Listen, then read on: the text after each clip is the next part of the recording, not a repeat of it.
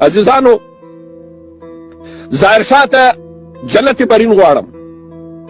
زه په حیث یو افغان زه وایم ظاهر شاه ته موږ توهین وکړي، موږ به سپیان کلول، موږ به ویل چې ظاهر شاه یې کل وګوره.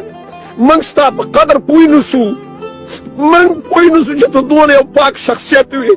تا دا وطن 45 کاله د مرګ نه د درد نه د عجز نه دې خلاص کړه.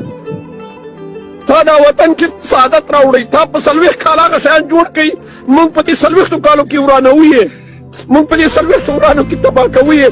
هماغه کانټیننټل چې تا جوړ کړی موږ بل کانټیننټل نه ده جوړه کړې، هغه 400 بسته چې دوی جوړه کړې موږ نه ده جوړه کړې، مګر موږ بیا اوس هم توهین کوو، تاخیر کوو، کنځاوې کوو. ای ملته، دا ملت به جمهوریت ورته داود خان راوړی، داود خان مو د بچیانو سره مړ کړي، د نوسیانو سره حلال کړي. ولې ظلم نه ده، موږ ظالمان نه یو.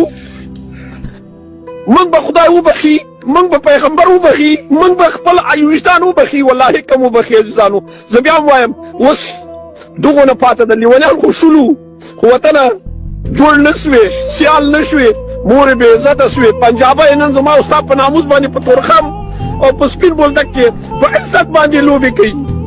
زما او ستا خویندې میندې نن په دې دروازو کې بې عزته کوي.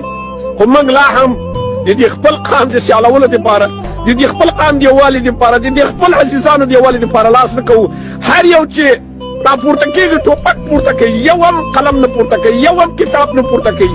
نو څنګه دا وطن جوړ شي؟ دا وطن قدرونو ته